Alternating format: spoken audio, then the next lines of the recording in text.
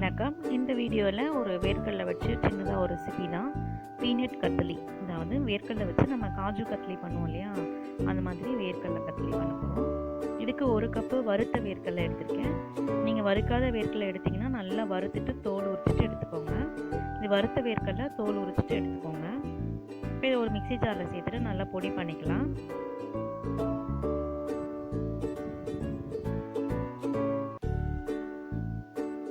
நம்ம செய்ய ஆரம்பிக்கிறதுக்கு முன்னாடி ஒரு தட்டில் கொஞ்சமாக நெய் தடவிட்டு நல்லா க்ரீஸ் பண்ணி வச்சிடலாம். நம்ம அப்போ தான் அந்த வேர்க்கடலை சக்கரை பாகு எடுத்து கிளறிட்டு நம்ம இதை ஊற்றுறதுக்கு சரியாக இருக்கும்.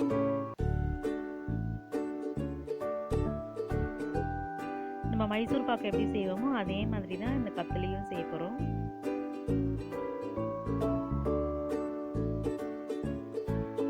இப்போ ஒரு கடாயில் 3/4 கப் சர்க்கரை எடுத்துருக்கேன். 1 கப்பு வேர்க்கடலைக்கு 3/4 கப் சர்க்கரை, அதுக்கப்புறமா ஒரு 1/2 கப் அளவுக்கு தண்ணி சேர்த்துக்கோங்க.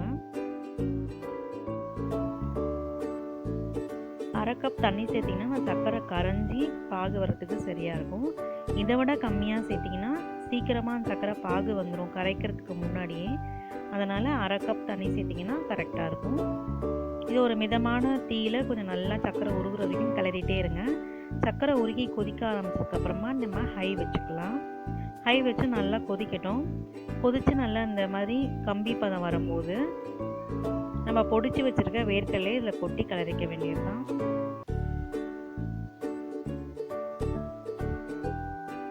இப்போ பொடிச்சு வச்சுருக்க வேர்க்கடலையை கொட்டிட்டு நம்ம நல்லா கலந்து விட்டுக்கலாம்.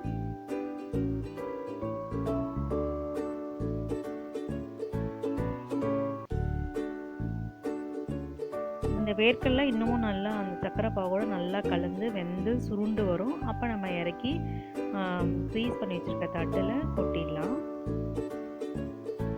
இது ரொம்ப ஈஸியான ஒரு ரெசிபி, உடனே சட்டுன்னு செஞ்சுக்கலாம். இப்போ வந்து ஒரு ஸ்பூன் இதில் நெய் சேர்த்துக்கலாம். நெய் சேர்த்தோம்னா நல்லா வாசனையாக இருக்கும். ஏலக்காய் பிடிக்கிறவங்க அந்த வேர்க்கடலை அரைக்கும் போதே ஒரு ஏலக்காய் சேர்த்து அரைச்சிக்கோங்க. இப்போ வந்து இதை நல்லா கிளறி விட்டுட்டே இருங்க. அதாவது மீடியம் ஃப்ளேமில் வச்சு கிளறுங்க. ஹையில் வச்சிங்கன்னா கீழே நல்லா அடி பிடிச்சி கரிஞ்சு போயிடும். அதனால் மீடியம் ஃப்ளேமில் வச்சு மிதமான தீயில் நல்லா இந்த மாதிரி சுருட்டி விட்டுட்டே இருந்தீங்கன்னா நல்லா சுருண்டு எல்லாமே நல்லா வெந்து ஒன்றா சேர்ந்து வரும். நமக்கே தெரியும் பார்க்கும்போது. இது டைம் பார்த்திங்கன்னா மேக்ஸிமம் இந்த சக்கரை கரையிறதுக்கு 5 நிமிஷம், அப்புறம் இந்த வேர்க்கடலை சுருடுறதுக்கு ஒரு 5 நிமிஷம், மொத்தமே 10 நிமிஷம் தான் தேவைப்படும்.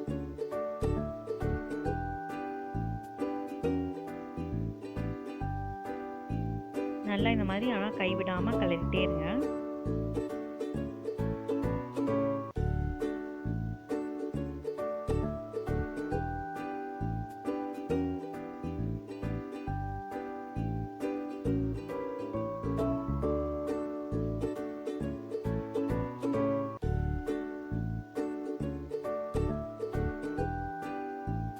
நல்லா வெந்து கடாயில் நல்லா சுருண்டு வருது பாருங்கள்.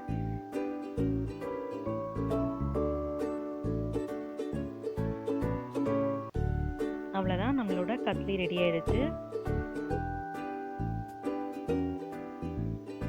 இப்போ நம்ம ஸ்டவ் ஆஃப் பண்ணிடலாம். இது வந்து நெய் தடவி வச்சுருக்க தட்டில் தடவிட்டு நல்லா ப்ரெஸ் பண்ணி விட்டுக்கோங்க. ஒரு நெய் தடவின ஸ்பூனில் வந்து வச்சு ப்ரெஸ் பண்ணிங்கன்னா உங்களுக்கு ஒட்டாமல் வரும்.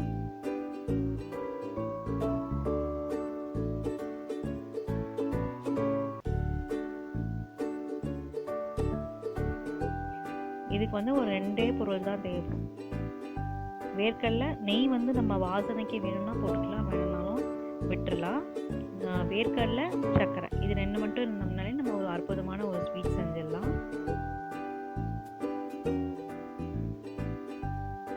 இதுக்கு நெய்லாம் அவ்வளோவா தேவைப்படல பாருங்கள். நான் ஒரே ஸ்பூன் நெய் தான் சேர்த்தேன். இந்த மாதிரி நல்லா ஸ்ப்ரெட் பண்ணி விட்டுட்டு நம்ம கட் பண்ணிட்டோம்னா வேர்க்கடலை கத்லி, அதாவது பீனட் கத்லி ரெடி ஆகிடும்.